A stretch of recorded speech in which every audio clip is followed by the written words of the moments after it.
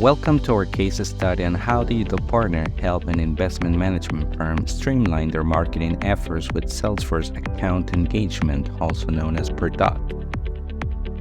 Our client needed a solution to track prospects visiting their website and blog, send monthly newsletters, and trigger actions based on email interactions. They also wanted to monitor each prospect's interaction with the newsletters throughout the year.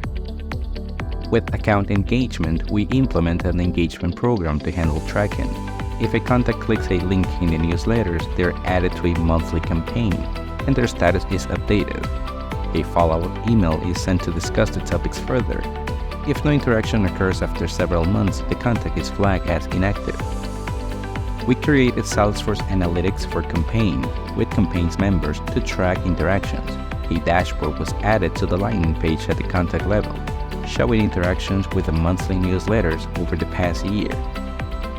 We developed the initial monthly newsletters and trained the client to develop and send them.